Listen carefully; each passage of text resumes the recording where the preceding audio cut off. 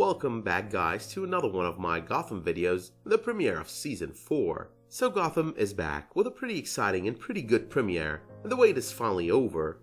In 2 weeks as well, we will have our full DC TV fix with the Arrowverse shows coming back. I'll make sure though I continue reviewing Gotham then, even with Arrow airing on the same night. As a matter of fact, I might actually drop Arrow on weeks where the episodes are more or less of the filler type. But welcome everyone to Gotham's version of the infamous comic book arc, The Long Halloween. It does seem like it is going to be that mixed with a bit of Batman Year 1 before we go into a full Year 1 arc come the back half of the season. Now it would have definitely made more sense if they would have started off with Batman Year 1, but it still does make partial sense they started off with the Long Halloween, considering the way we left Gotham on the finale of Season 3, a nightmare of sorts. And even though this is not what it was back then, you know, with the Tetravirus being the cause on the finale of Season 3 and Crane's fear toxin being the cause on the premiere of Season 4, it kind of felt like a good capitalization on that kind of feeling to Gotham. Now since we know the front half of the season is going to be the show's version of The Long Halloween, let me quickly jog your memory. However though, if you end up wanting more on this arc, you could always check my Long Halloween upload linked on the end screen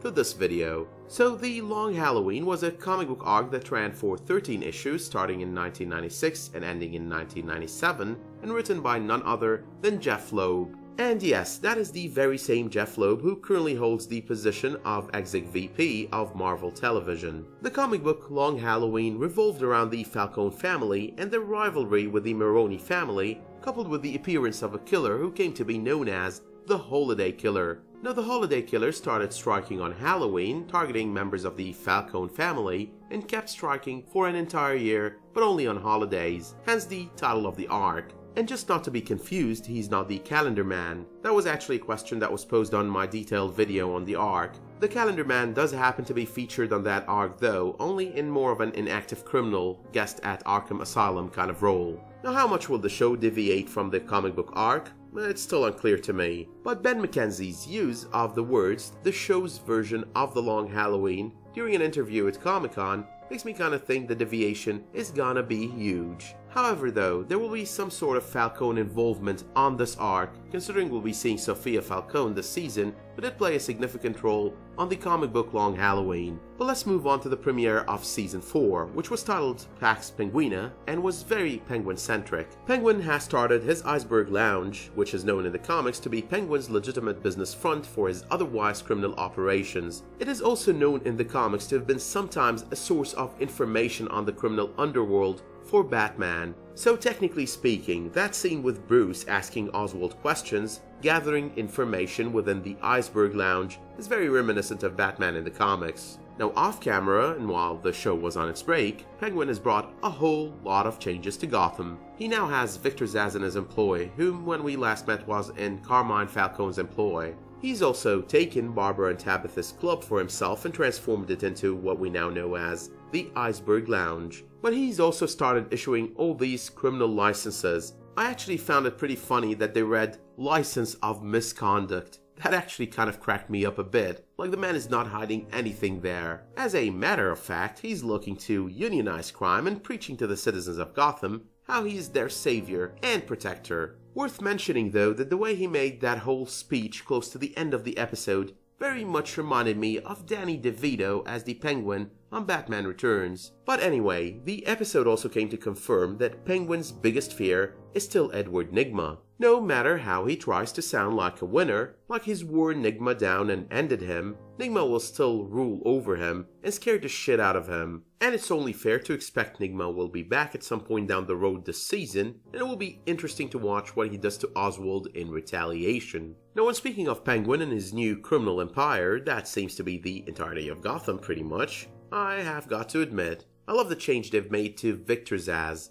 The man does seem like he's gonna be a comic relief this season on the show. He actually cracked me up a couple of times there. But let's leave Penguin and his empire behind and talk some Batman Easter eggs on this episode, because there were a few that I've noticed, and possibly a few that I might not have. So number 1.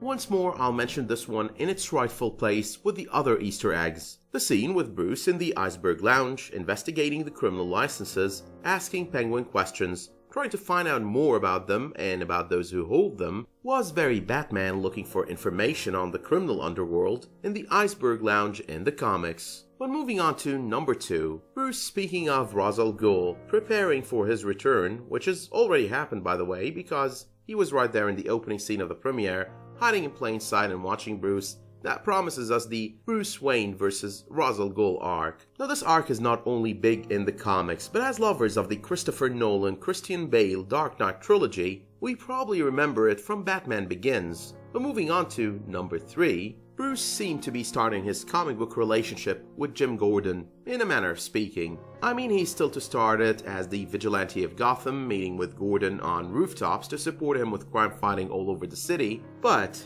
visiting him at the station on the premiere and acting like a concerned citizen while trying to get as much information as he could on the criminal licenses, that was a total Easter egg to the relationship to come between them. But just to be fully clear, the Batman and Jim Gordon form of the relationship probably won't be happening anytime this season. The Year 1 arc that will be coming our way on the back half of the season will probably see Gordon in pursuit of Bruce, trying to figure out who's behind the mask and to stop him. But moving on to number 4. There's a time for the mask and there's a time for Bruce Wayne. Now I did like the Bruce-Alfred Batman mentor-mentee dynamic going on there, and Alfred does make for a great mentor to Bruce. But I also liked how that was very reflective of what the scene was all about. Bruce Wayne, the rich socialite mingling with the public. Hopefully that will lead to the Playboy of Gotham kind of arc where he builds his comic book reputation as the man who has no care in the world, but having a different woman in his life and bed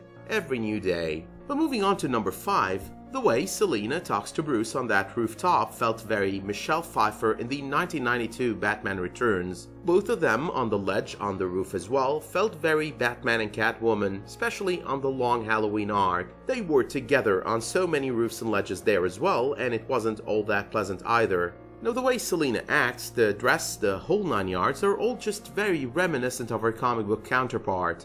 I guess the show is trying to give both her and Bruce the sexy couple at odds feel from the comics as well. Not perfectly succeeding so far, but definitely working towards it. On another note, I did love how Tabitha has been and still happens to be training Selina. But finally, number 6. The second to last scene of the episode, with Bruce dropping down on those criminals, the GCPD kicking in, those kind of mistakes, those are very reminiscent of Year 1. Now throughout the Year 1 comic book arc, Bruce, or Batman, made a few mistakes here and there, and you could actually see him beating himself up for them all across the arc. But now that we've talked Batman Easter eggs, let's talk some Jonathan Crane, because he does seem like the source of Halloween in the show's Long Halloween. We've got his return, along with the return of the fear toxin his father invented and tested on him. He's still filled with all those fears before he goes full-on Scarecrow by the end of the episode. Scarecrow, however, has minimal appearance on the Long Halloween arc in the comics and none in the Year 1 arc. On the pages of the Long Halloween, he's hired by Carmine Falcone along with Jervis Tetch to steal money for him from the Gotham Bank. They do end up being stopped by Batman though. But the last thing to discuss when it comes to this episode is Ivy switching off the lights and turning against Penguin. There seems to be several reasons as to why she might do that. First off, Ivy is an emotionally damaged individual. She's gone to prove that several times throughout the first couple of seasons, but more than ever on the third. And I guess the way Penguin yelled at her early on in the events of the episode when he was talking to a frozen Nigma did not work well for her and possibly pissed her off. Secondly though, aligning herself with him has probably turned everyone against her. The moment she meets Selina in the club, for example, seemed very cold right there, especially with Tabitha cutting her off. Ivy is the kind of person who needs people to love her and she wants respect. That's all she's ever wanted or needed. And Penguin is not giving her that kind of respect, and the fact that she's aligned to him takes away all the possibilities she's gonna get it from anyone else. But all in all, the episode was really good. I loved it. Gotham is just getting better and better with every season. So let me know in the comments what you thought of the premiere, if you caught any other references and Easter eggs I might have missed. Let me know as well if you've got any questions when it comes to the episode or the comic book arcs that will be addressed this season. I'll come back to you with answers. Finally though, let me know if you liked this video by slapping it a much appreciated like. And while you're at it, make sure you subscribe and enable notifications as well. But until I see you next time, thank you all for tuning in and have a perfect day.